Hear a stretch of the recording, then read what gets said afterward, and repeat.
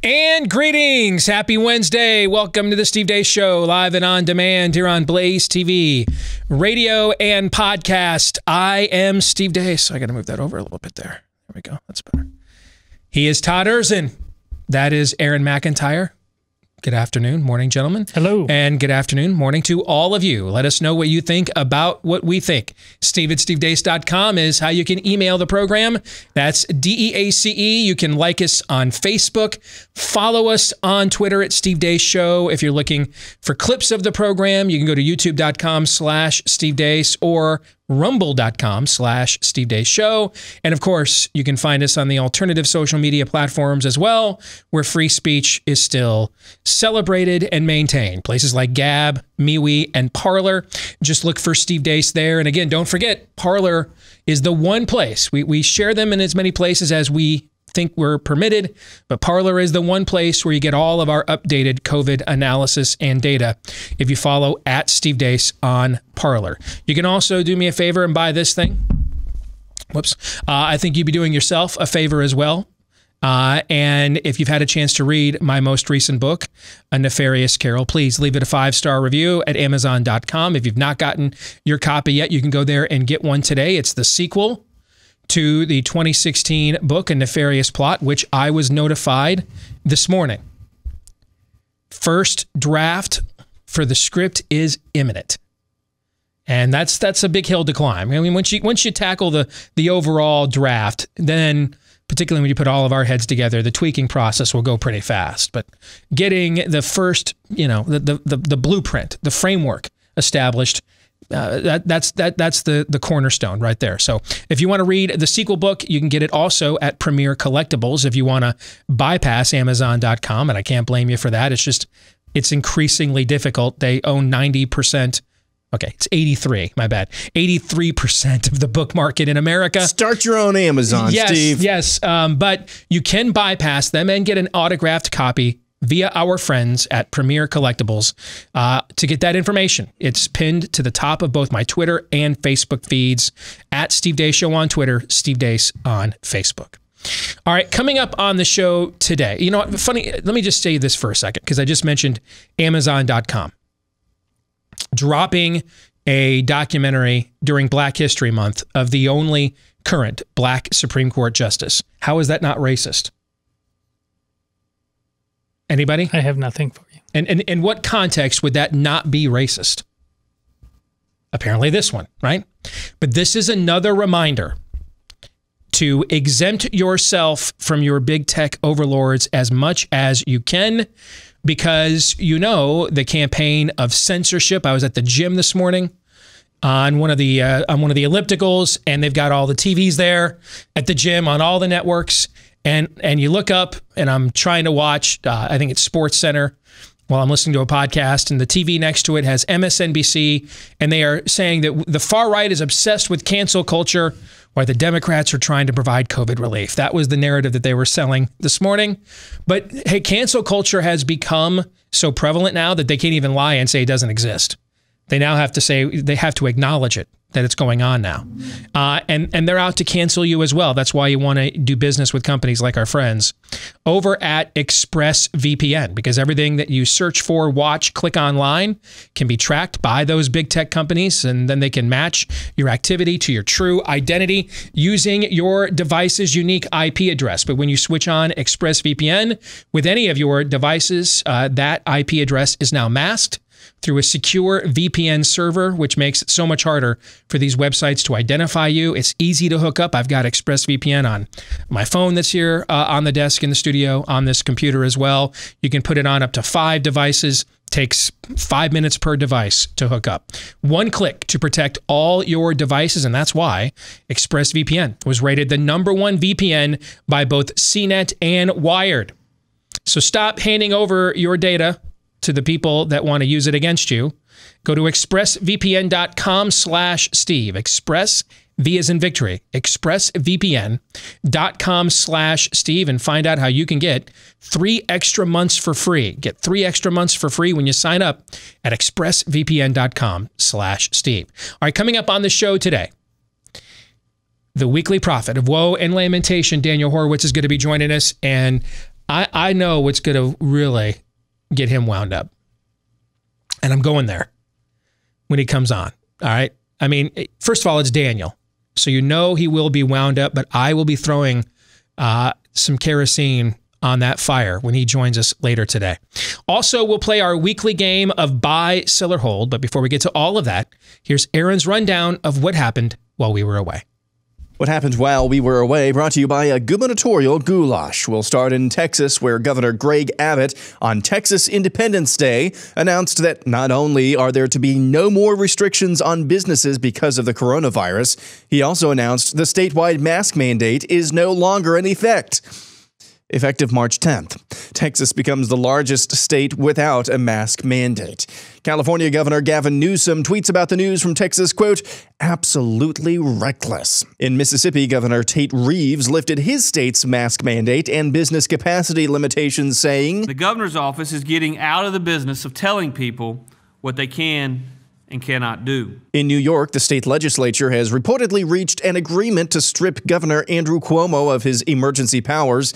It's one of the first moves against the governor by his fellow Democrats. In Pennsylvania, Governor Tom Wolf has expanded the maximum occupancy limit for indoor events to 15%, outdoor events to 20%.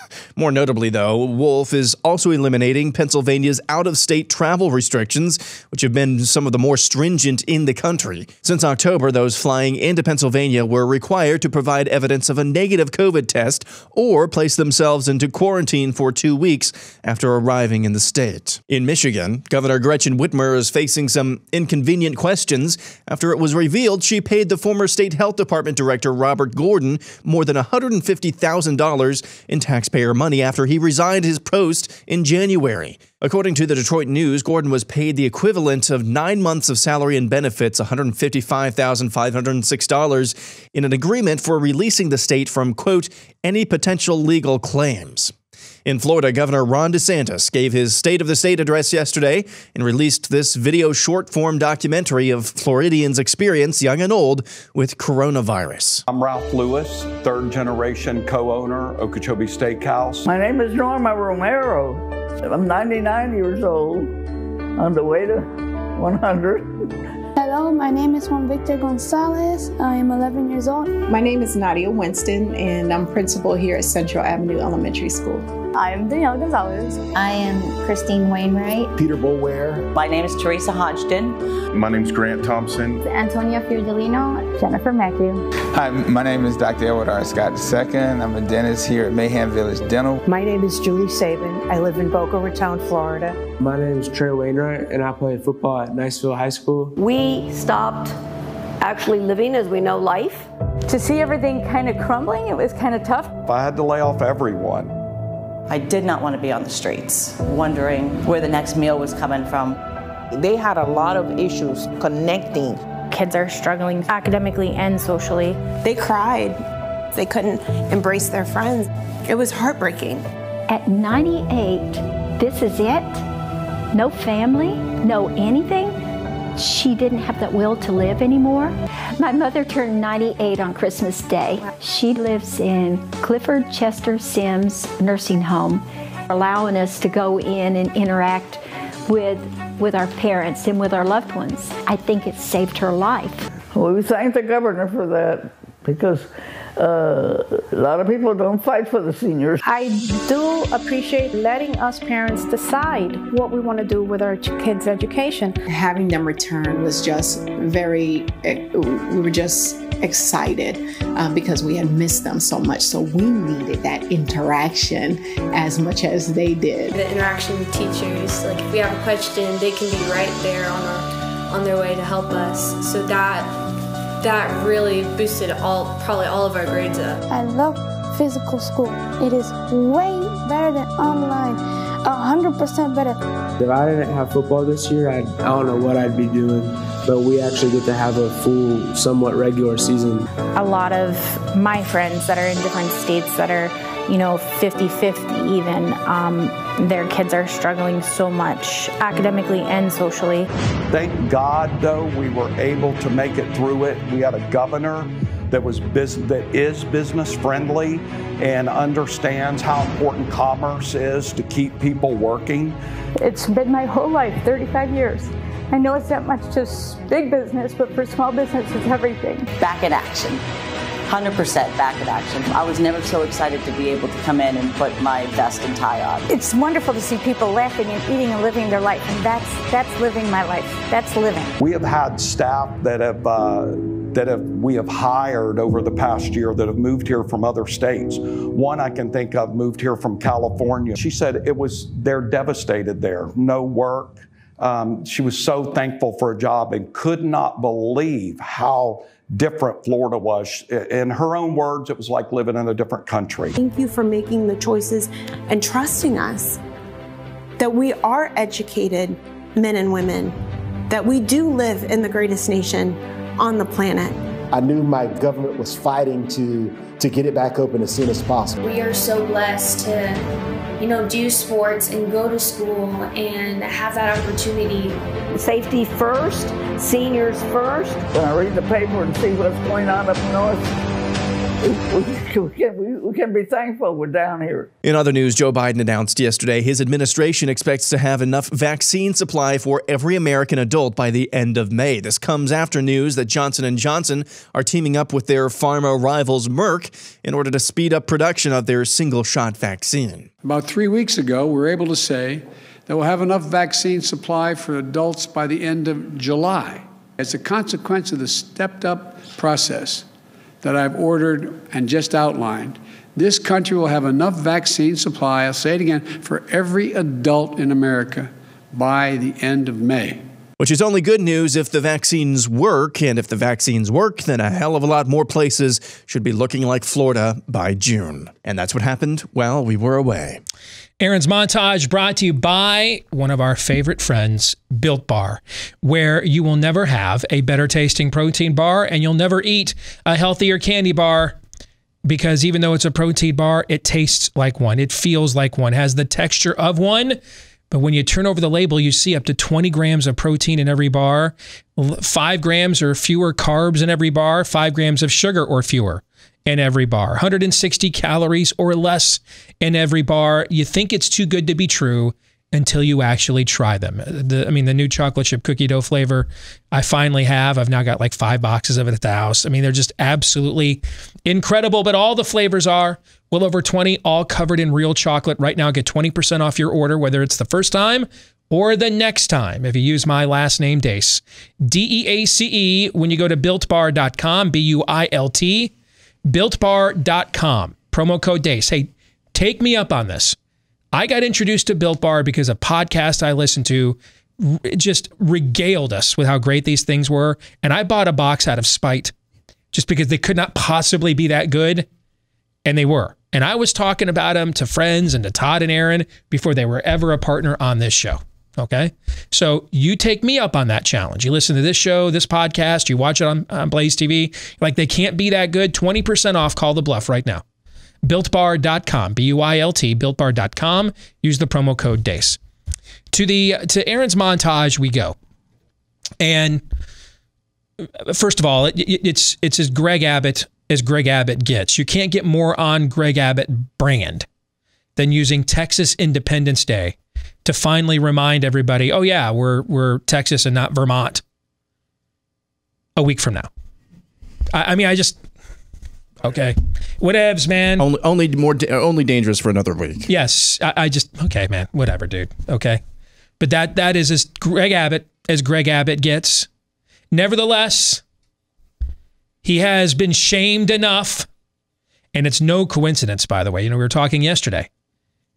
The Democrats have to get rid of Cuomo because they want to get rid of DeSantis. And DeSantis' #1 punching bag to counterpunch when they come at him is who? Cuomo. He is a political liability, loss leader every minute. Every minute he breathes as governor. You can just throw him up to deflect yourself against any of their COVID narratives whatsoever, any of their criticisms on the left.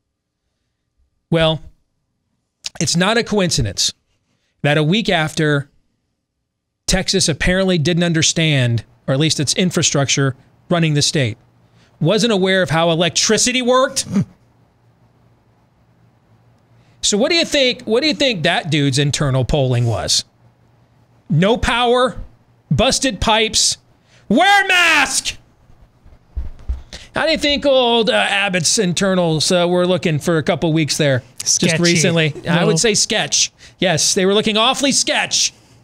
So listen, I know Texas Independence Day is the right reason to make this announcement a week from now. The real reason is, dude could not take 2 kicks to the Jimmy at the exact same time politically. All right, he had to give you all something.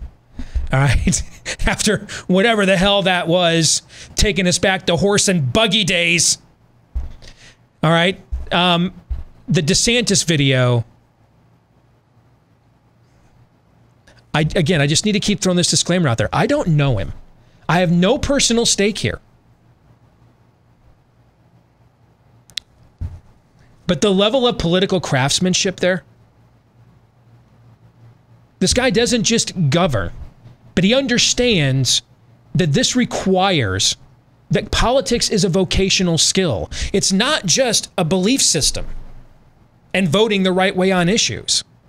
It's storytelling. Yes, it's crafting a narrative. I mean, that video, if you just listening to the podcast, I'm sure it was great, but it doesn't do it justice. You need to watch it. The cross-section of people that are represented there. That video, I mean, that's the kind of messaging I don't recall a contemporary Republican doing since I've been in this business. That's the stuff that, Michael Deaver and Lynn Nofziger used to do when we were kids, like Morning in America with Reagan. It's that kind of stuff. And he's just a governor, man. But because he's the governor of Florida, he understands, I'm not, when I go to my state legislature, there's more than 4 Democrats there, like in Wyoming or Alabama. He's already running a national campaign. He has to. He's in the most contentious, polarized, politically swing state in America. He has to act from a broad-based, comprehensive national platform already. Otherwise, a guy with his record is too conservative. He won't survive. He'll get destroyed. He'll be a Nazi in 3 seconds, right? Yes. The craftsmanship there. And here's the other thing too. It's not like, okay, I'm the nominee of the party now and all this infrastructure comes around me and provides this for me.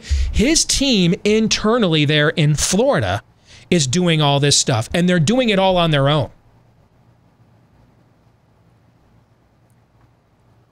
And I said this yesterday, I'll say it again, because someone needs to say it. So I'll say it. There is not a single good reason why you would run Donald Trump a 3rd time. Just forget forget everything. Just look at facts. And hey, I say this with a disclaimer. Ron DeSantis may lose his reelect next year and the whole conversation here is moot, right? But barring that happening, there is really not a single good reason why you run Donald Trump for a 3rd time, whom the other side already has a game plan to discredit, which he will often play into, that already has been perpetually cemented and branded with certain aspects of your coalition that should be voting for you as a do not like. Why you would run him a 3rd time at 80 years old, he'll be 79 at the next Republican convention. Why you would run him at almost 80 years old when you have a guy who's younger, actually does the stuff Trump just tweets and talks about, and he's not doing it in some podunk state. And I say that with the term of endearment. I live in a podunk state. We're a podunk state in Iowa, okay? Dude's doing it in Florida, 3rd most populous state in the union. The largest, most expensive, most politically polarized swing state in this hemisphere. Why you would say, hey, let's defend one Mexican judge tweets. Let's do that instead of running this guy. I don't understand. I mean, I can't come up with a good reason why, unless you're on his payroll. Then I mean that makes total sense. But you're going to get all the same populist issues, but like they're like not talking points, but like policies. We like did these things. And we've already figured out how to defend our beliefs, how to defeat the other side with them. I mean, I don't know that there's a state you could govern that better prepares you for the presidency than Florida does. So I don't understand that one. And until one of y'all gives me a good answer, I'm going to probably keep beating that drumbeat. And it won't be popular and it won't help my show grow. I don't care. What I care about is that true? I think it is. Maybe it's not, though. You're welcome to try to prove me wrong. Which brings me to a realization I had after what I've undergone the last few years. And it drove me quite a bit because what you're watching, and Aaron's montage pointed this out. The COVID narrative, well, the Fauci narrative is unraveling before your eyes. Two things have set this into motion. Number one, what I said when the CDC came out with that ridiculous school closing chart about 3 weeks ago, that's just not a defensible position. It's such an awful overreach. It's so stupid. You were really going to sell, folks, almost half of the school children in America are in person right now. It's like 43, 44%. Our kids are in high school basketball tournaments right now, wrestling tournaments. Yes. Fans are there. And you're gonna tell half the country that unless they lived in International Falls, Minnesota, their kids should not be going to school in person or doing in-person extracurricular activities, when for months in many places in America, you've already been watching them do this. Was never gonna fly. It's such an obvious slurp of the teacher unions that it's just a politically indefensible position. That's what set a lot of this into motion. But then there's another realm of unraveling that has occurred. And this is what has had people like Ben Shapiro, who have tried to be reasonable, and I'm going to return to that word reasonable in a moment, who have tried to be reasonable during this over the past year. And hey, I love Ben, endorsed this book, has endorsed my last few books. Admire his success because he didn't kiss anybody's ass or sell out to anybody to get it. May his house increase. And I'm wired a lot like him too, to try to find there must be a reasonable, some reasonability that's attainable in between the tribalism. I've been tempted to do that as well. You've sat here and listened to me try to do it over the years. I'm going to return to that word in a second. But what finally lost that crowd was Fauci saying, go get the experimental vaccines, but still be a leper. Then why would I? Wow. Sold to the man in the cold sweat. I mean, why wouldn't I do that? Hot damn. Could get a better offer in Pyongyang. Take the experimental vaccine, still be a leper. That'll preach. Can see that being the 2024 Democrat re-elect campaign slogan. Or not. That's just not, that's not congruent. Those things aren't arguable. Pick one. The vaccines suck, so continue mitigations, or the vaccines are the deliverance, so back to normal. One of those things could be true. They could both be wrong, but they cannot both possibly be right. And that has added now, the CDC school chart laid the foundation for the unraveling. That's when we fired up Weezer's Sweater Song, and this thing just started coming apart thread by thread. We cranked into the guitar solo, though, man, and turned that freedom rock up when Fauci said, take the experimental vaccine, but still be a leper. And when they're done tossing Cuomo aside, watch. Fauci will be Blue State America's excuse. Well, we told everybody to hide out until there was a vaccine. Now we have the vaccines and he still wants us to... They're going to have to they have to throw somebody into the fire to Molech, because they're not going to admit these mitigation efforts were a fraud. They're never going to admit that, right? Never. Probably never. So then when they realize, when they want to reopen and need to do it too, they need an excuse. Someone has to be the fall guy here, right? Anthony Fauci, he will occupy the underside of the bus soon in the next few months, alongside his old friend, family friend, Chris Cuomo. I'm sorry, Freudian slip, Andrew Cuomo, okay? But let this be a lesson to us. I had to learn this lesson the last few years. I am, because of the way I'm wired and intellect, God-given intellect I was given, I desire the reasonable. And because I have a history of interacting with a lot of people on the other side, I have met people on the other side in the past I really liked and respected, just vehemently disagreed with.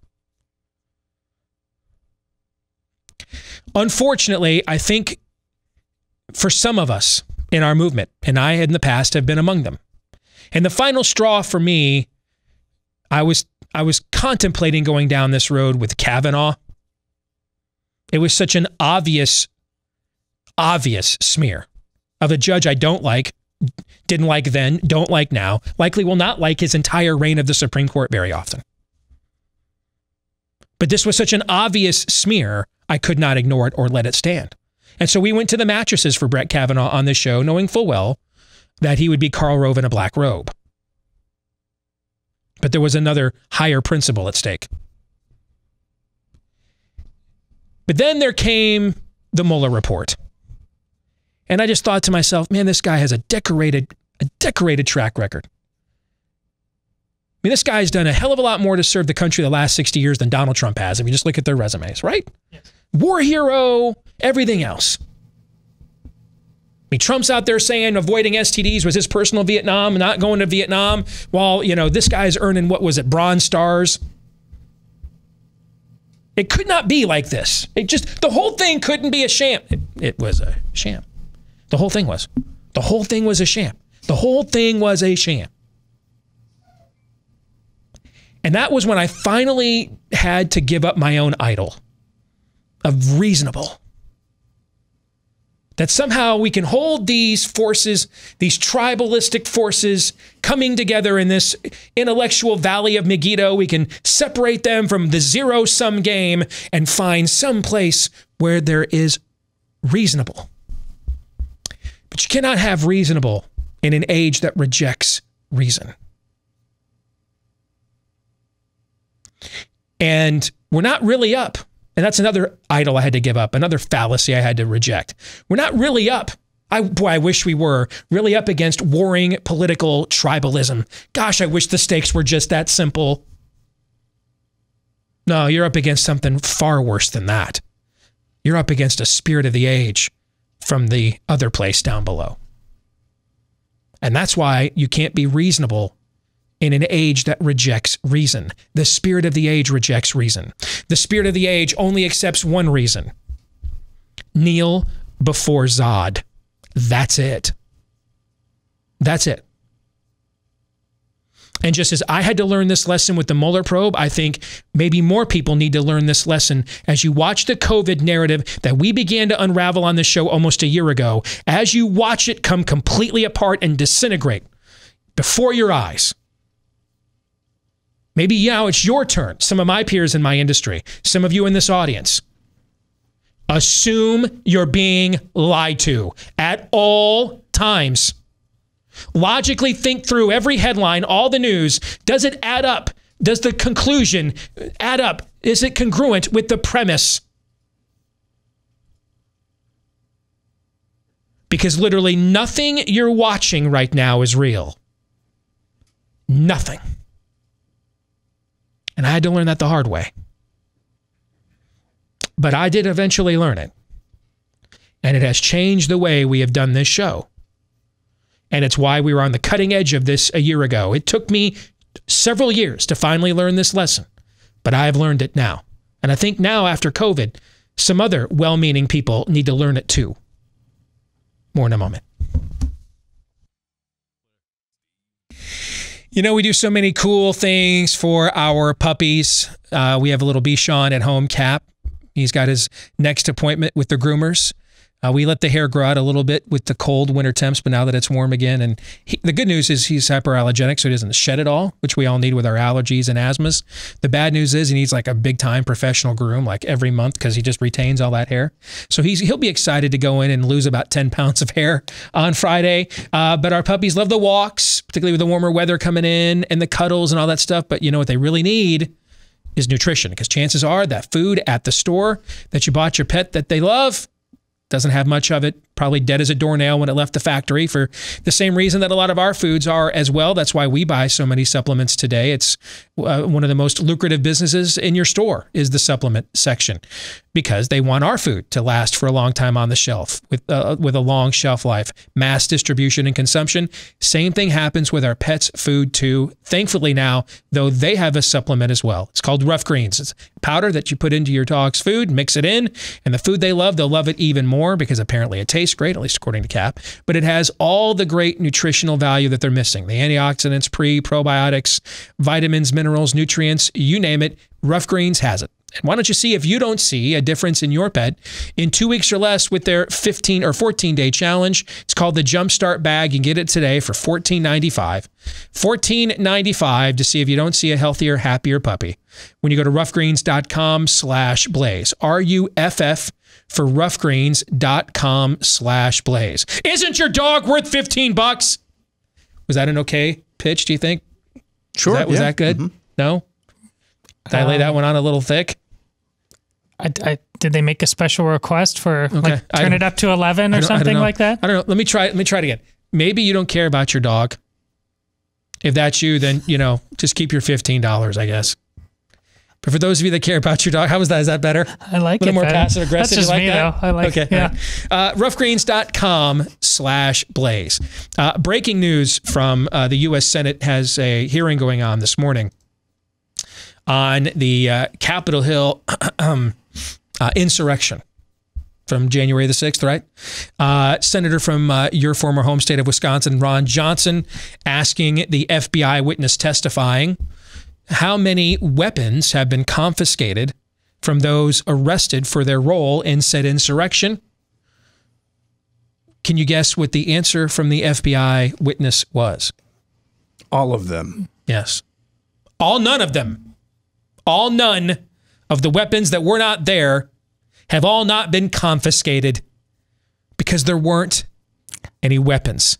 Think about this now. The come and take it crowd, right? The come and take it crowd. I named my kid Second Amendment, man. What are you talking about? Okay. I mean, dude, married couples that they whisper the words of the Second Amendment to each other in their ears after the kids go to bed. Showed up for an insurrection at the Capitol without any weapons. A whole bunch of people who, by the way, are still being held in jail without bail and not a weapon among them. So we went from the worst Nazi president ever with the butt daddy daughter who converted to Judaism. He's a Nazi with the daughter that converted to Judaism to marry the Jewish son-in-law who was arguably the second most powerful man in America for the last 4 years. So we went from the worst Nazi president ever to apparently we've now gone to the worst insurrection ever. Y'all showed up to overthrow the government and kill Mike Pence without any weapons. Were we going to just stare at him to death? Come on, man. Well, I am... full disclaimer on behalf of all three of us, even if the police officer died of a stroke, sad, of course. But this whole insurrection thing is basically the Monty Python Holy Grail sketch now where we can't risk another frontal assault. That rabbit is dynamite. I mean, really, it is full on Monty Python at this point. It goes to what I just said. Everything's a lie. Nothing is real. None of this is true. And so you have to, and when I say none of it is, I'm not even just talking about what's coming from the other side. Because a lot of what's coming from our side is just attempts to counter their narrative. So who the hell knows how much of that is true? You're countering a narrative that isn't true, right? That's why you got to do your own homework. You really got it for objective facts and data. You got to go to news sources that probably predate 2015, 2016. When we were just biased, but we agreed reality existed. We were just really biased about which view of reality we preferred. But we agreed there was still some objective reality. Fair? Yeah. Anything after that, just assume it's all a Cheeto Jesus saves, orange man bad narrative. All of it. And so you've got to do the philosophical mental math. All right? This is not a time for reason. It's a time for discernment. Let me repeat that. Wish I would have said that in the other segment. This is not a time for reason. It is a time for discernment. Reason's out the window. You can't be reasonable in a time where reason's been rejected. You need to be discerning. Can I spot the fallacy? Does this add up? Even within it, does the story within its own self-contained narrative add up philosophically, factually, common sense-wise? You're going to have to look at a lot of your information sources that you accumulate and accept as an American. You're going to have to look at them now through a discerning lens and be able to philosophically deconstruct the narrative that you're being sold. Let's get to it. It's time for one of our favorite games each week. Buy, sell, or hold. No topic is off limits unless it's dumb. Aaron, with some help from his friends, which would be all of you in the audience, will throw you and I's way, Todd, a series of predictions, statements, who knows, prophecies. You and I will decide if we buy it or sell it. And we're back because we're real men again in America again. We're back to you're only allowed one hold per episode. And if it's for any other reason other than, wow, you are so dumb, for real, during the next commercial break, you will be beaten. Aaron, go ahead. Alrighty, this week's Buy, Sell, Hold comes exclusively from our audience on Parler, where you can follow me at McIntyre and follow Steve at Steve Deace, right? Yes. And Todd at Urzen West. Yes. Is that right? Okay. First, Corey Tacker says, your Fauci book is basically the third Lord Nefarious book. Oh, that's funny. But I see where you're getting at, so I'll buy. It's more of an application of Lord Nefarious, but that could be a third Lord Nefarious book, right? But what does it look like? What's a Lord Nefarious scheme look like when it's played out in real time? And I think that this book that we have just completed, I think, articulates and lays that out. I will buy. Hey, I'm about the coattails and that's solid branding, so I'm running with it. Next, Konstantinos Rodinas. Hi, Konstantinos. Trump should move to Alabama and run for U.S. Senate, retiring Senator Richard Shelby's seat, easily winning, and then booting McConnell as the party leader. And then the next part, that would allow him to run in 2024 for president? Yep. I'll tell you this right now. If he did that, what's a Ron DeSantis? I'm all in. I'm all in. Right now.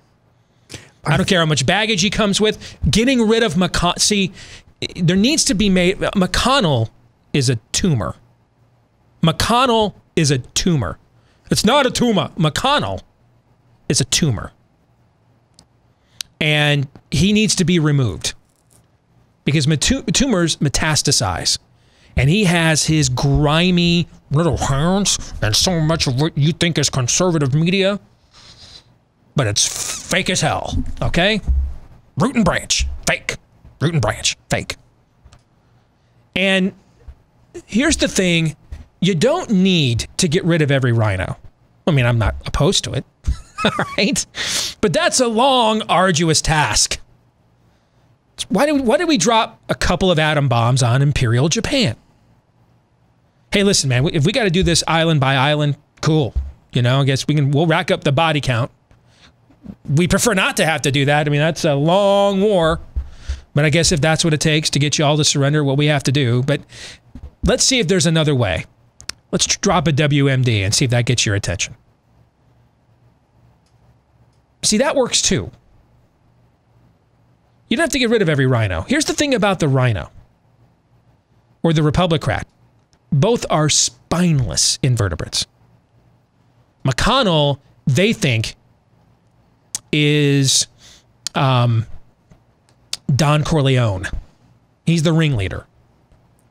Cut off the head of the snake, the body dies. It's like Fonzie. Almost every episode, he would threaten someone with a trip to the men's room. But you almost never saw him have to take one. Why?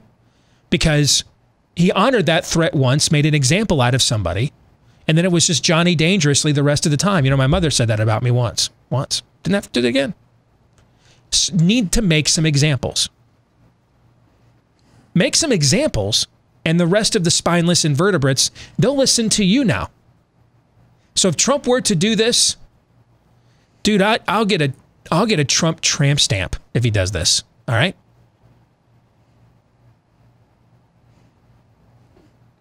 Yeah, I will. On second thought, yeah, I will. I'm all in. I will be as all in, okay, as you could possibly be if he could do this. Getting rid of McConnell, frankly, would be more important to us than him winning the presidency, even if he did everything you wanted him to do. Yeah, we need his voice in the Senate, Steve. Todd, what do you think? I'm going to sell only because you missed out on the most entertaining reason for him to do this, is to just daily be involved in the life of Mitt Romney. Oh. That would be fun. Yeah. Moving on. JD says, we should start using the term toxic effemininity. I know what you're getting at, but I'm a hard sell on this. Okay? Oh, effemininity. Effemininity. Oh. Yeah, I was wondering where you were going with this. Yeah. Okay, I saw femininity. My bad. Okay. Effemininity? Dude, you guys are fired. Why didn't you guys think of that and tell me to do it? JD is my burner account on Parler. That's makes me wonder why I'm doing this job. That's something we should have done a long time ago, right? We're good. And from this time forward, who is that? JD. All right, from this time forward, JD, whoever you are, somewhere in America, JD on Parler, as we coin that phrase and drive it into the ground from this time forward, know that it was you. No one else will. But you know it was you that inspired us as our muse. So we give you the credit, and then we'll take it from here. Thank you. Bye. Up next, Todd. I'm bye. Okay. You're buying These are easy so far. Griff says, with Cuomo having multiple accusers of sexual harassment, he's officially done politically, but he'll ultimately escape any real consequences for his greater crime, his nursing home murder spree. Bye. Yeah, I agree. I think that's how it will turn out.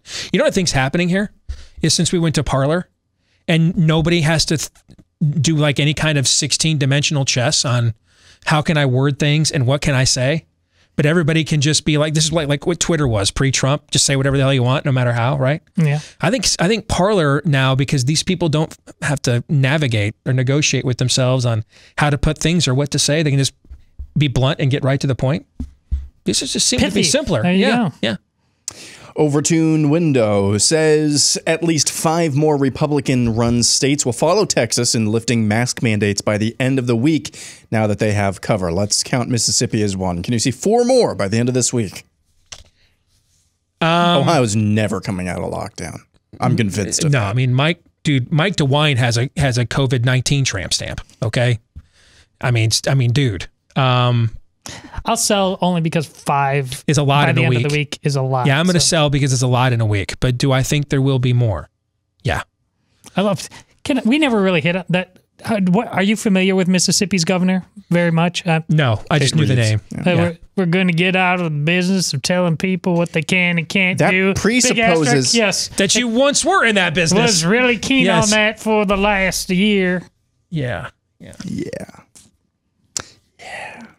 Moving on. Brad Boobolds says Donald Trump will endorse more incumbents and establishment types than challengers and liberty-minded candidates in the 2022 elections. Fun's over. When he takes off his glasses.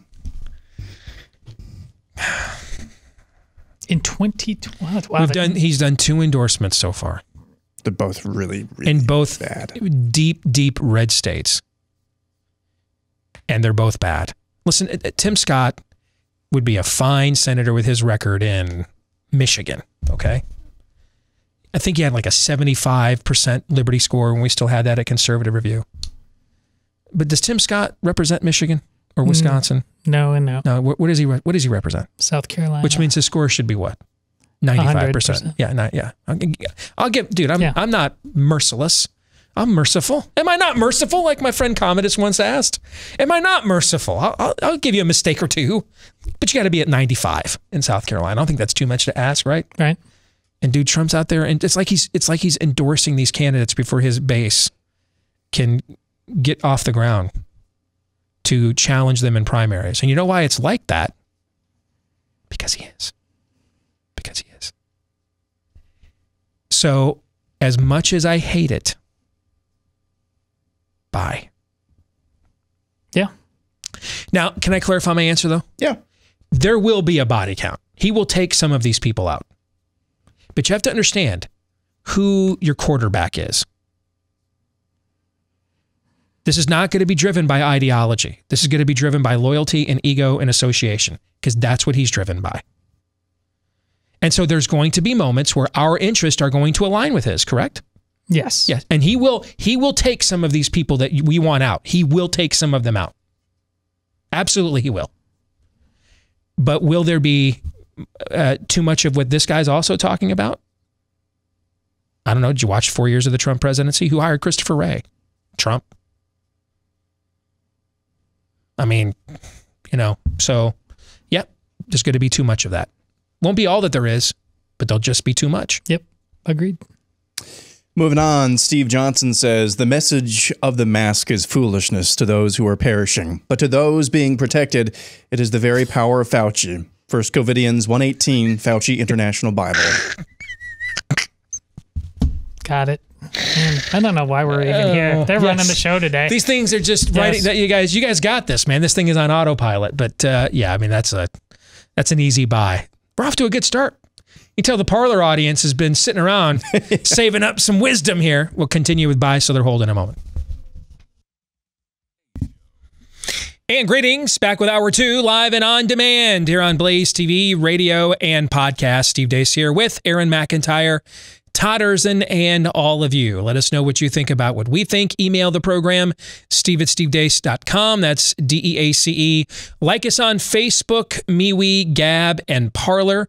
Look for Steve Deace at all of those places there. Follow us on Twitter at Steve Deace Show. And if you're looking for clips of the show that you can watch for free, share with others, go to youtube.com/Steve Deace or rumble.com/Steve Deace Show. And for podcast listeners, thank you very much. We appreciate you. We would ask, though, that you show your appreciation for us by leaving us a 5-star review if you like the program on any podcast platform that you enjoy us through. Hit that subscribe button as well if you haven't done that yet. Thanks to all of you that have done both of those two things. They definitely help the show to grow, and they get the attention of the brass here at the Blaze. It impresses them, and what impresses them allows us to continue to impress you. Coming up at the bottom of the hour, our good friend, the prophet of woe and lamentation, Daniel Horowitz, will be joining us. Part 2 of Buy, Sell, or Hold, brought to you, though, by our friends over at Omega XL. You know, whether it's a back problem, it's knees, neck, shoulder pain. For me, it's the left hip flexor. Whatever is the source of pain, discomfort, soreness, stiffness. Now, if you've got a serious injury, obviously go get it treated. But if this is just a reoccurring nagging issue, chances are the underlying cause is likely inflammation, and you have to defeat that inflammation or it can cause permanent damage. Thankfully, you've got a product like Omega XL to help you do exactly that. Backed by 35 years of clinical research, Omega XL attacks the inflammation that's likely causing that pain. You know, those pain relievers, topical rubs, they do work. They smell too, but they do work to get rid of the pain, but they don't deal with what's causing it. That's why you need a product like Omega XL. I use it every day, and to get you started using it with me, how about buy one, get one free today at omegaxl.com/Steve. Again, that's buy one bottle, get a second one for free at omegaxl.com/Steve, or give them a call at 800-844-4888. 800-844-4888. Aaron. We'll move on with I'm Not a Cat, who says leftists finding a quote-unquote Nazi symbol in the CPAC stage is the same mentality as 1980 televangelists finding satanic messages in rock albums played backwards. I'm going to sell because they're actually, I mean, there wasn't many, but there were actually a couple that were like legit. Okay? But I get where you're coming from. I think another analogy, probably not one of his best moments in an otherwise illustrious career. Remember when James Dobson lost his mind about the pink Teletubby? Do you remember that? Yes. That it was a symbol of the homosexual movement. Yes. Propaganda. That might be more analogous. But you know what? Again, I'm feeling very communist today. Am I not merciful? Because I get the spirit of what you're saying. All right, I'll buy it. I'm selling because this is like so 15 years ago. I mean, I know what they're talking about with the stage, but they just did the whole. We just got done talking about Ron Johnson and the White House. This whole Donald Trump was Hitler. I mean, it was the whole thing. It wasn't just like subtle. It was like everything is Hitler. So you got to catch up, man. That is true. Next, John Endicott says, Hasbro's Mr. Potato Head name change fiasco unwittingly revealed gender truth. That you can call someone whatever you want and dress them however you want, but it doesn't change what they are. It's just packaging. Right on the money. Like it. Nailed it. I mean, that's, yeah, absolutely. Buy. I won't even add to it. I couldn't add to it. It's perfectly said. Buy. Next up, Matthew Luke 45 says Matthew Stafford will lead the LA Rams to the Super Bowl 56 or LVI. He says. Sell. Listen, I saw every game he played in his whole career. And he could never win the next level game. You know, we went down and played a playoff game against Dallas. Best team the Lions have had since Barry Sanders played here. And Ndamukong Suh, unblockable. Calvin Johnson, unstoppable. Reggie Bush, 1,000-yard rusher. And, I mean, he put up 7 points in an entire half of that playoff game, and we blew a lead and lost. He's a fine quarterback. I think he's an outstanding quarterback.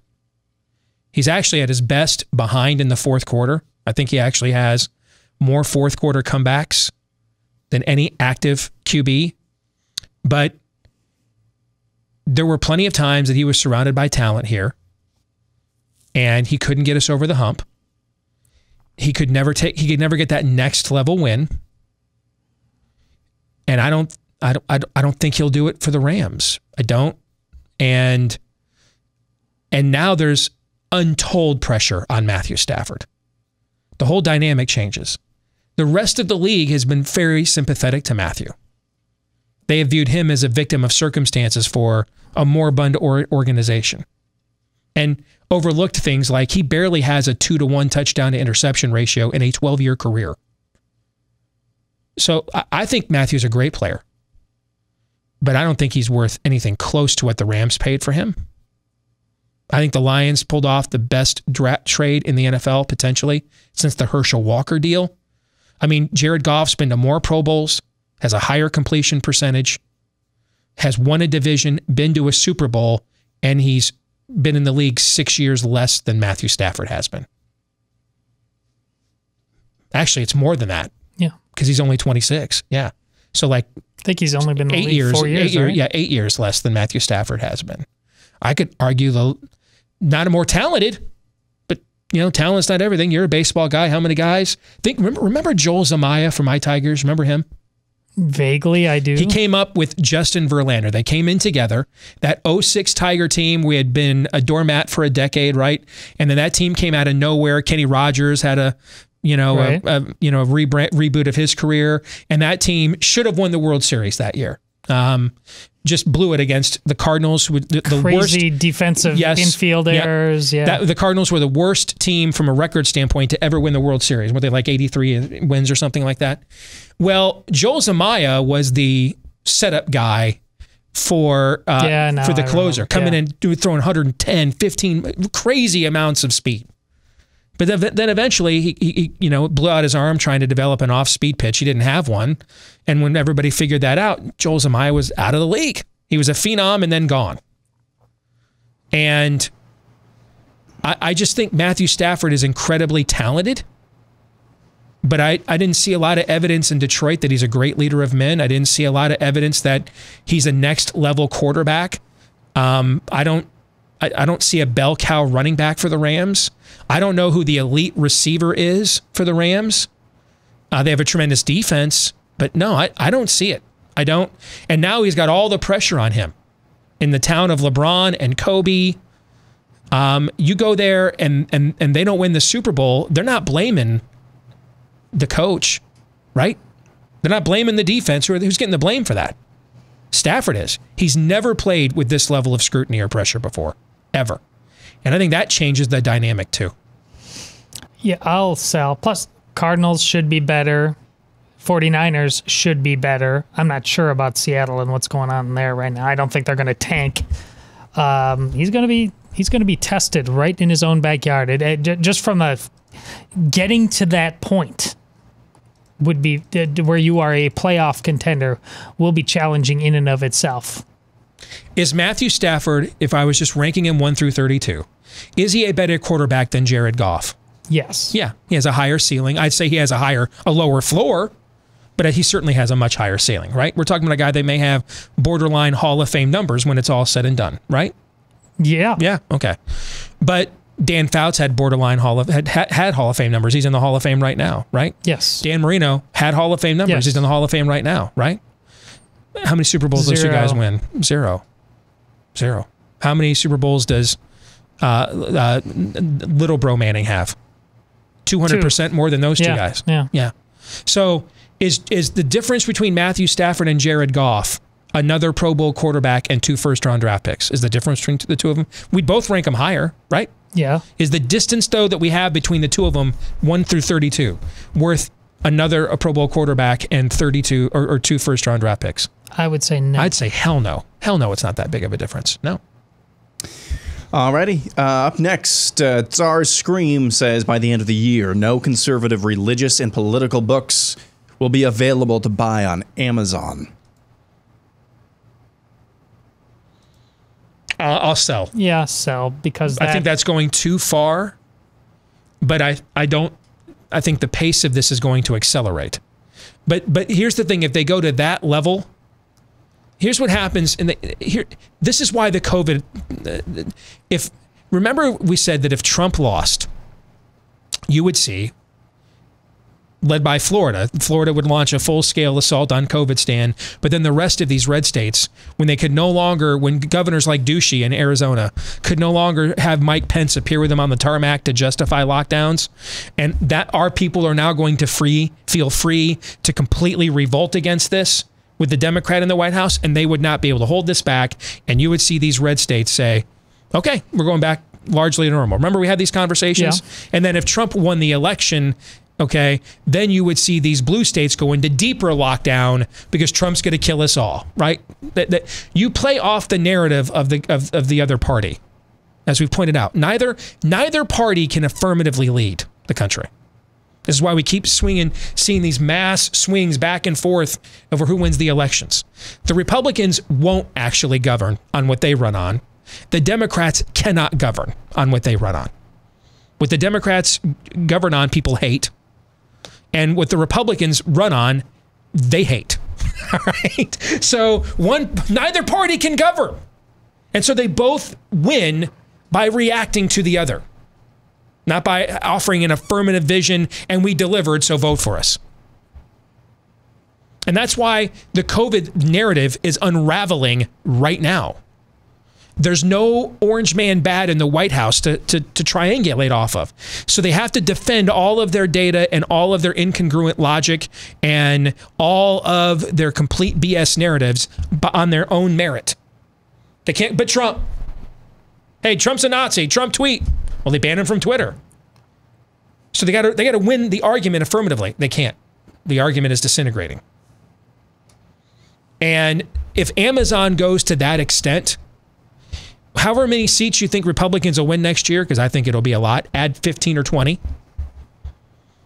Because they'll just win on Amazon censorship and antitrust. Of course, then what do you think they would probably do about it if they got majorities?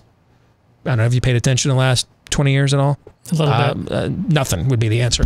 But are they good at winning on stuff like this? Oh, yeah. And then when they get power, are they good at doing stuff about any of this stuff? No. And if Amazon went that far, they would face an antitrust. They would face antitrust from not just a Republican Congress, but numerous Republican governors in 5 minutes. They can't go that far that fast. Now, if you get Donald Trump elected in the White House again, then I think the odds of this goes way up. Because again, they triangulate off the other side. I'm selling because of what Steve said right there at the end. They can't go that far that fast, but they want to go that far, and they will. Oh, yes. Don't mistake that. Yeah. If they could get away with it, they would have already done this. Yes. I think we don't understand how much it kills, like the story you and I just tweeted during the break. How many of the top 10 overall books today at Amazon.com are Dr. Seuss? When HBO Max tried to cancel Gone with the Wind, or when they were launching that, and it went #1 on iTunes. I don't think you guys don't understand how much it just crushes these people that this happens. They hate it. How much Twitter's algorithm engineers and Facebook's algorithm engineers just lose their minds that they have to provide a platform for us to disintegrate, deconstruct, destroy their narratives. It's a kick to the manhoods that they don't have over and over and over again. If they could, we'd all be gulagged yesterday, if they could. And make no mistake, the first chance that they think that they can, they will. Next up, Todd Waldy says, if Todd was offered the wine and vinegar combination that Jesus was offered on the cross, he would complain it was too weak. That's terrible. You get me. Come on, man. That's terrible. Gosh, that's awful. I'd say my branding is going pretty well too, don't you think? That's awful. That's just awful. Moving on. Yes. Let's see. Sean Feely says Andrew Cuomo will resign before every GOP governor rescinds COVID fascism mandates. Bye. Because you still got the appropriately named Mike DeWine. Folks, California is reopening. Gavin Newsom facing a recall. Californication's going to be more open than Ohio here soon, okay? Mike DeWine, dude, is a Branch Covidian cultist. He is the only governor I have seen tweet sonnets to the virus, okay? Mike DeWine it's true. Is given over. He gone. As Hawk Harrelson used to say on those White Sox games, he gone. He gone. He's out. He's gone out, okay? Mike DeWine is at the governor's mansion in Ohio like Victor Zsasz, the serial killer in the Batman comics who puts a mark on his body for every one of his murder victims. He's doing that with asymptomatic case counts. Disrobe Mike DeWine and you will see marks all over his body that he has made in homage to asymptomatic case counts in the state of Ohio. Mike DeWine's gone, guys. He's gone. I'm trying to see right now because he's speaking right now, or you're supposed to speak if he, in fact, talking about Cuomo? Yes. Yeah.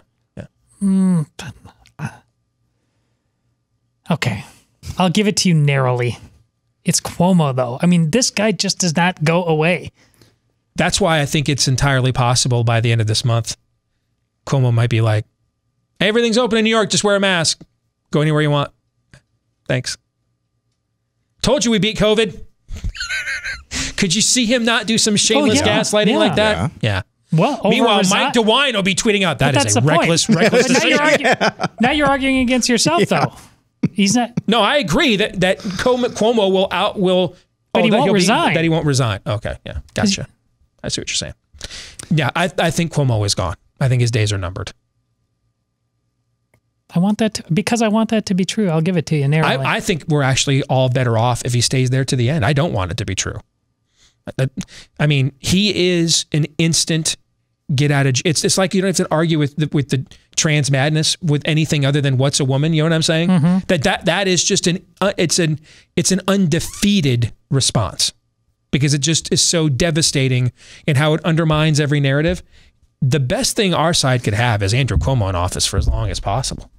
We can just dude, if I'm Ron DeSantis' communications team, every answer is just Andrew Cuomo. But what about the amount of people, both in the press and pop culture, that you can hang his guilt around their neck in perpetuity because he had to go down because he was so bad? You're right. We can do that. We can do that within our circles. But what'll happen when he's gone is he might as well, when Andrew Cuomo's gone, his name might as well be Vegas Shooter. Andrew Cuomo? Rectum barely knew him. Never heard of an Andrew Cuomo. Memory hold in 3 seconds. Dude, the late night comedians were out there last week. What is he doing? What a terrible human being. What was it? Was Trevor Noah filleting Andrew Cuomo? Yep. Literally called himself a Cuomo-sexual last year. He was literally filleting him. Literally. Steve, please stop with the slang. No, he was literally filleting him. Literally. He called himself a Cuomo-sexual. That's what he called himself. Now he's out there like, boy, this is just the worst person ever. That's how they roll over there, man. No self-awareness is needed. All gaslighting all the time. And it is glorious. Yes. Either way, we'll try to get a winner. Next one, Clan McLeod says Christian Bale was the best Bruce Wayne. Michael Keaton was the best Batman. Oh, come on. No way. So, no. Frankly, I actually think Ben Affleck was the best Batman. I think Ben Affleck freaking killed it. I agree with you about Christian Bale as the best Bruce Wayne, but Ben Affleck's Batman, I think, was the truest to the comic.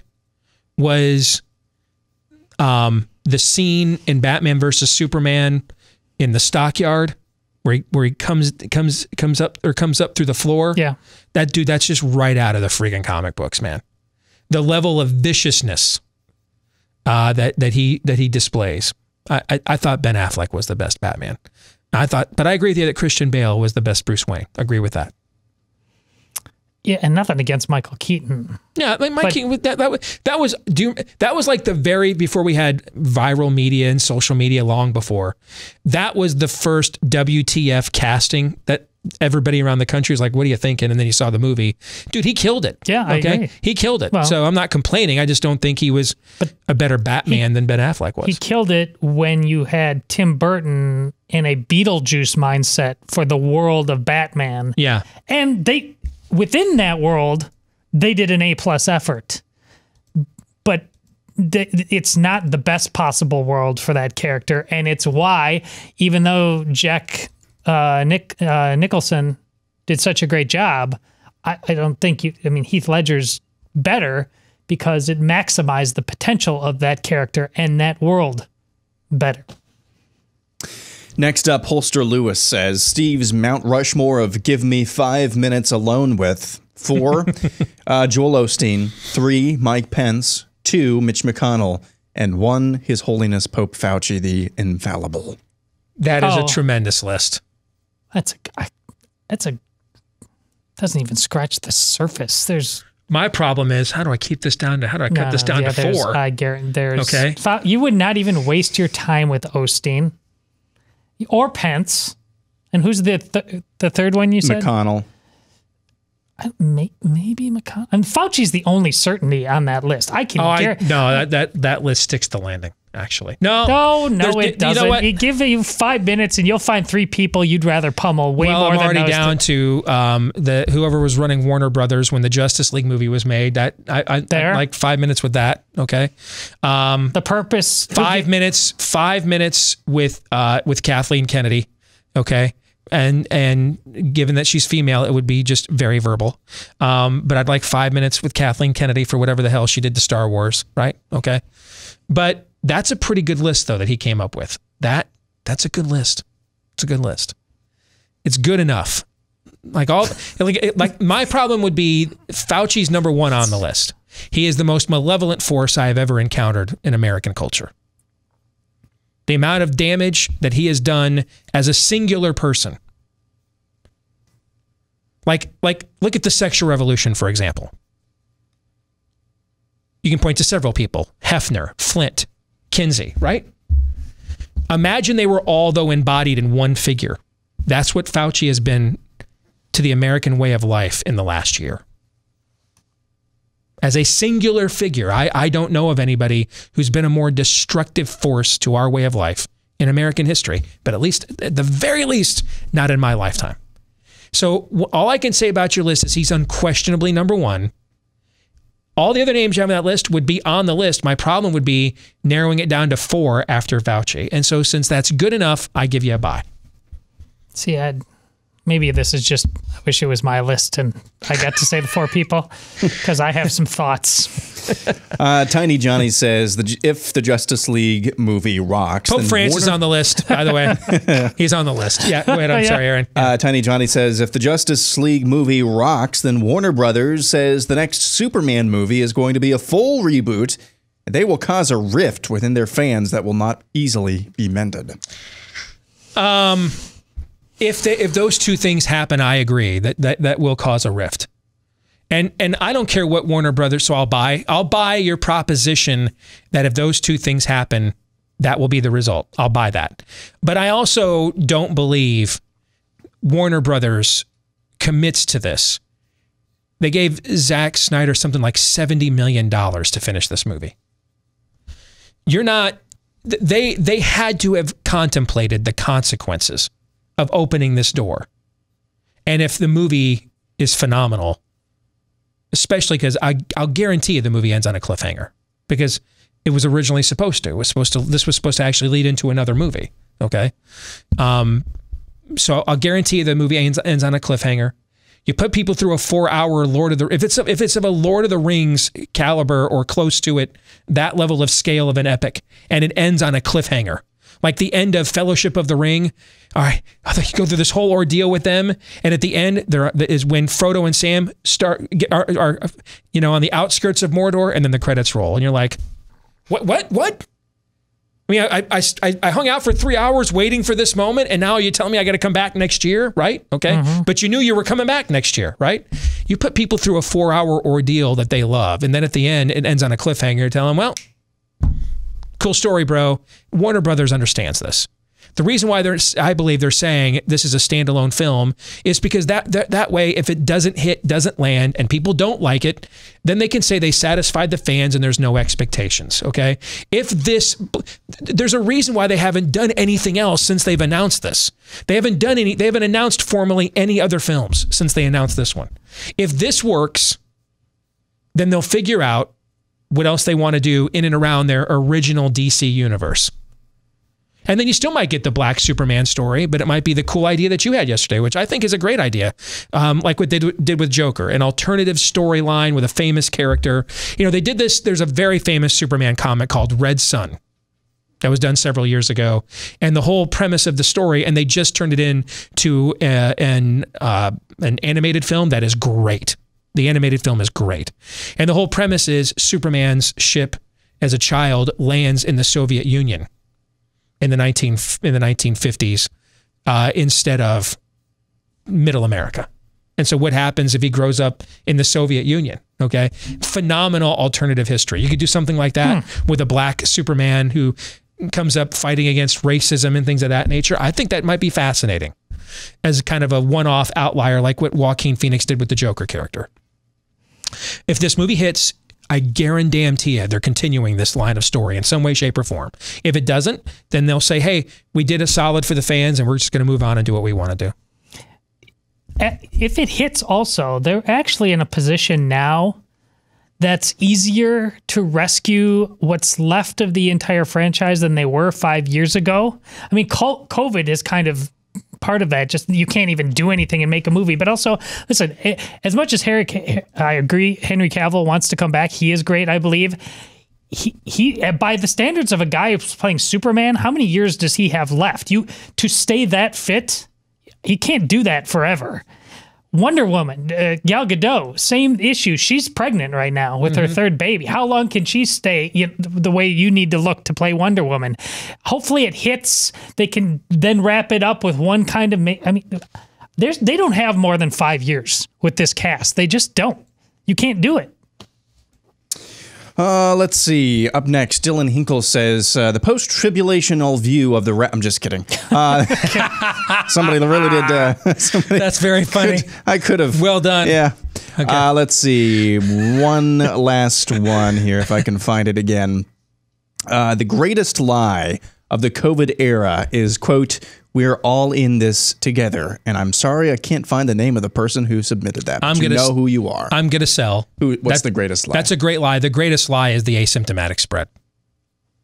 The reason why is because that is the origin of the rationale for all of the phony baloney mitigation efforts, lockdowns, everything.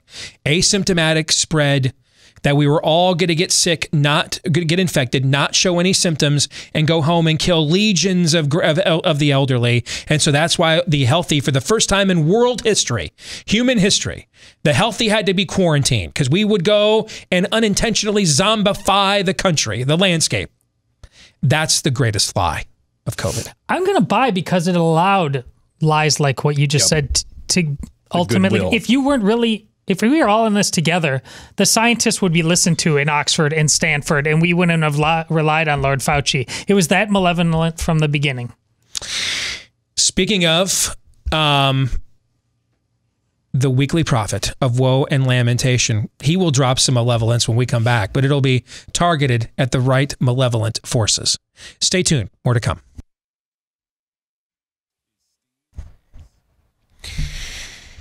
So, the warmer weather on its way. Spring is almost here. Doesn't that get you in the mood for ice cream? Now, if you're like me, you like the super chunky premium ice cream. And there's a certain brand that you can go buy in the store. And these guys make some great ice cream, man. But they're also, communists. Like literally communists. What if you could get an even better product, but it's made by folks that aren't? They're Americans. Thankfully, we have that product for you. It is called Brooker's Founding Flavors, bringing you the ice cream revolution. It's a fun fusion of homemade, super premium, chunky ice cream in early American history. Brooker's is a conservative company with founding principles. That's what they base everything they do in. All of their ice creams have some kind of historic pun or bent or lesson to teach. Some outstanding flavors, all of them made with rich gourmet ingredients you just don't see from real ice cream. That's why it's called super premium ice cream. If you are a chocolate lover, like if you like the triple chocolate cake, the death by chocolate cake, you know, I love that stuff. I'm a chocoholic. The chocolate ice cream, it's the best chocolate ice cream I've ever had in my life. All right. And you don't have to get that communist ice cream anymore. You can get some freedom loving ice cream instead with our friends over at Brooker's. Order in advance, have it delivered right on time. Just go online and check them out and their various flavors today.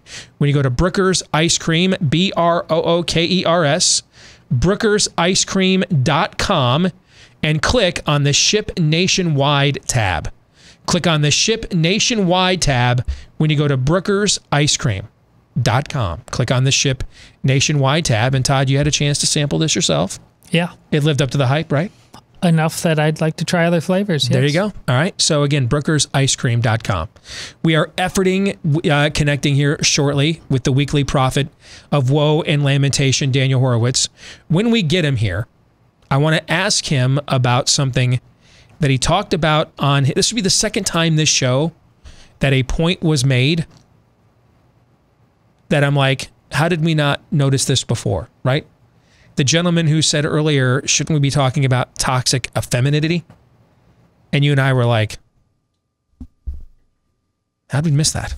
How did we not get that one? I think we're just so parked there permanently that we just assume it's implied. Because my position is there's no such thing as toxic masculinity. That masculinity in and of itself is not toxic. It's impossible to be.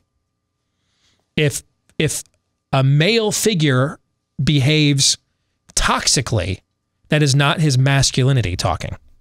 That's his depravity. So I don't think there's any such thing as toxic masculinity. I mean, I grew up with at times abusive dad. No. When he was abusive, he was not guilty of toxic masculinity.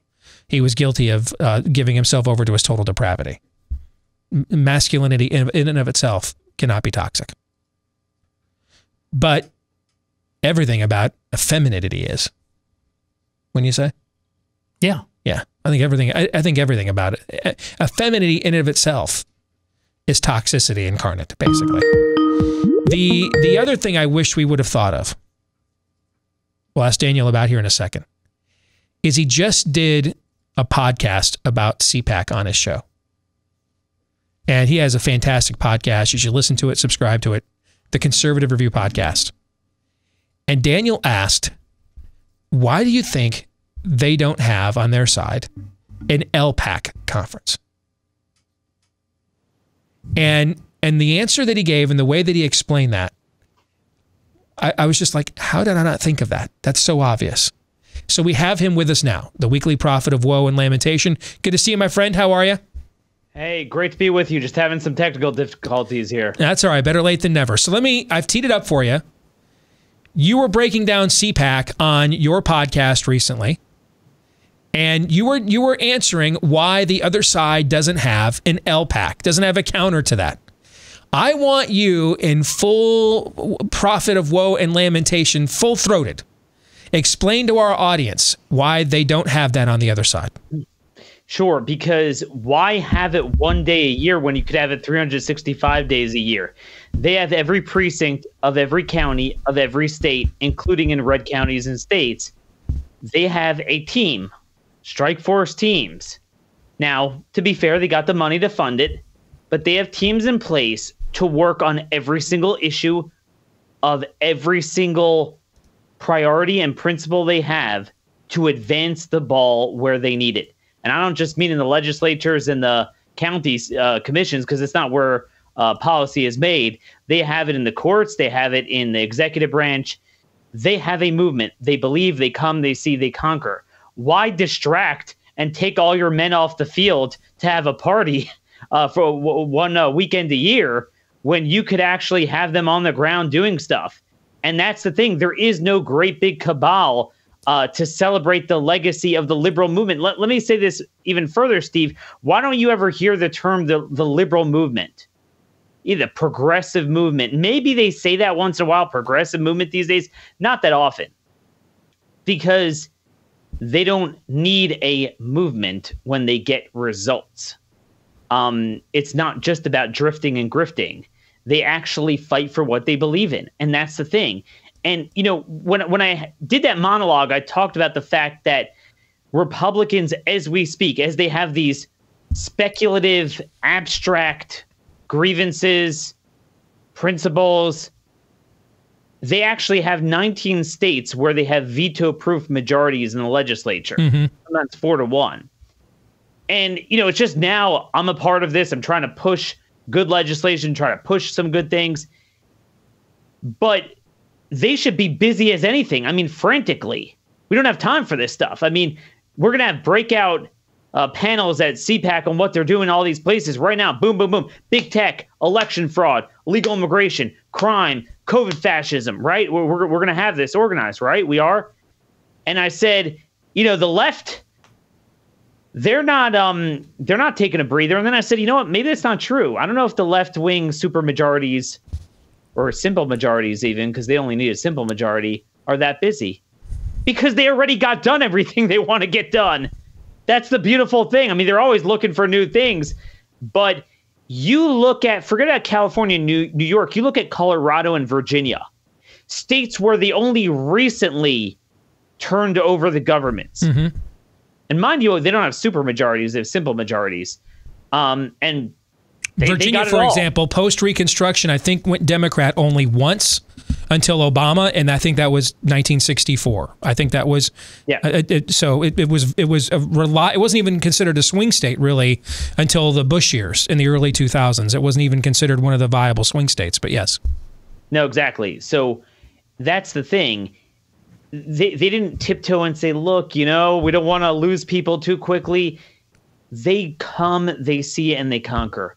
I am looking at state after state where they have 80 to 15 majorities or something, and you got to scramble to get anything done. The Republicans, you mean? The Republicans. So this is why you have to have a CPAC.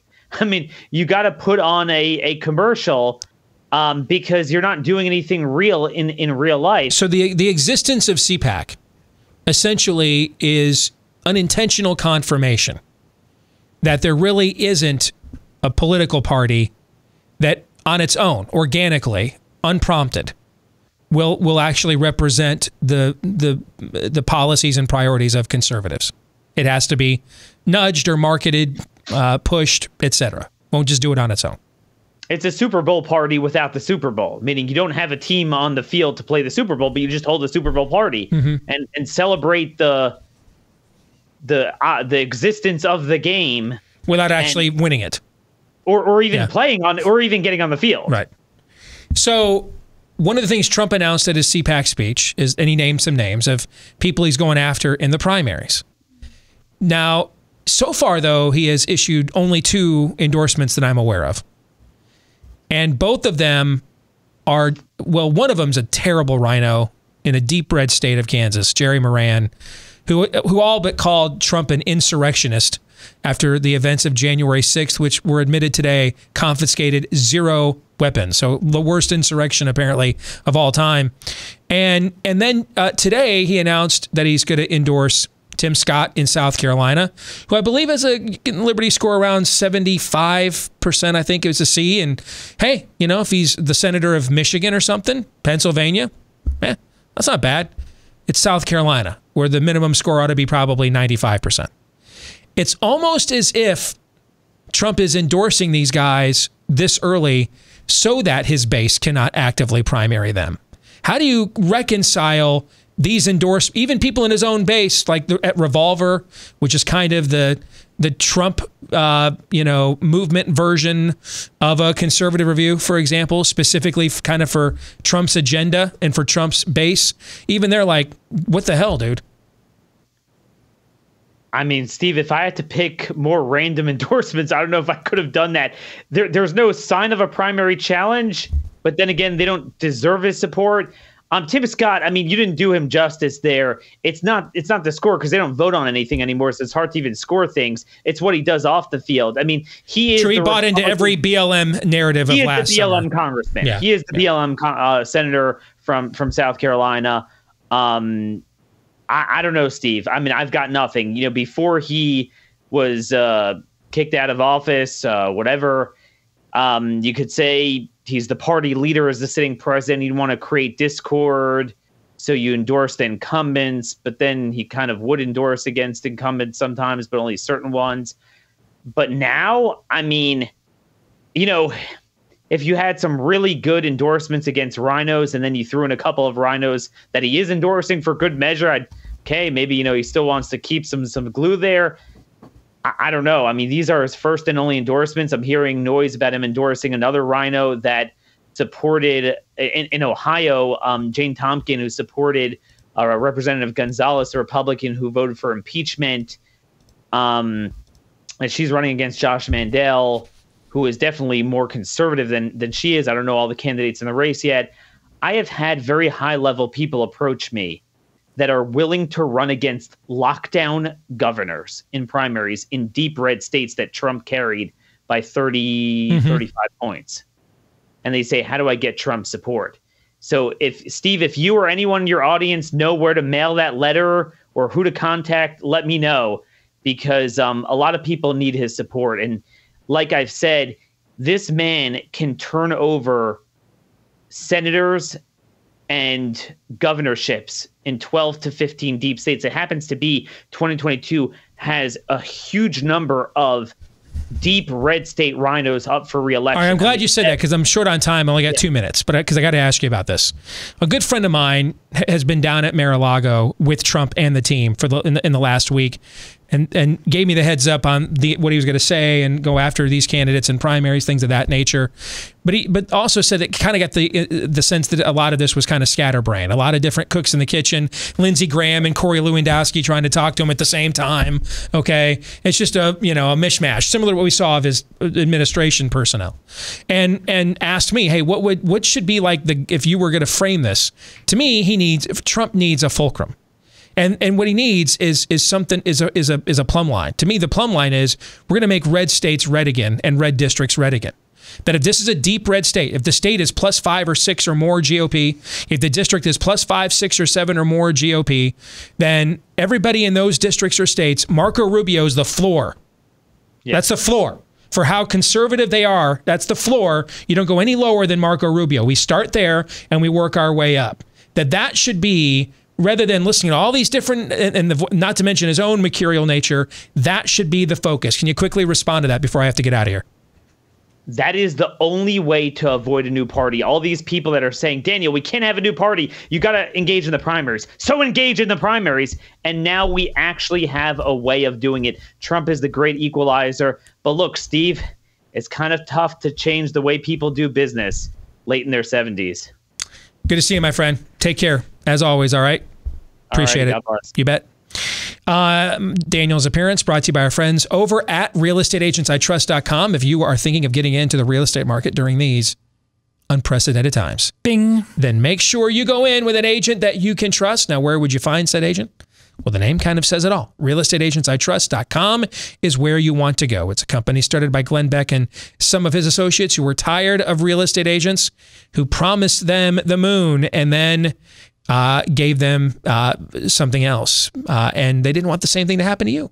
So they created a company that would vet and check on real estate agents all over the country to make sure, hey, who's truly got a proven track record of success. You don't get listed on the site unless that's you. So just about anywhere that you would want to move or sell in the country, they can find you one of these at realestateagentsitrust.com. Again, realestateagentsitrust.com. Thoughts on the conversation we just had with Daniel? He's absolutely right about CPAC and that gated community portion of conservatism. They've never been about real people and their lives. It's why Mitch McConnell coming out, with an AK or something like that, it is such a they're not them. They're an entirely different breed. They like the comfort aspect of things instead of the actual fight.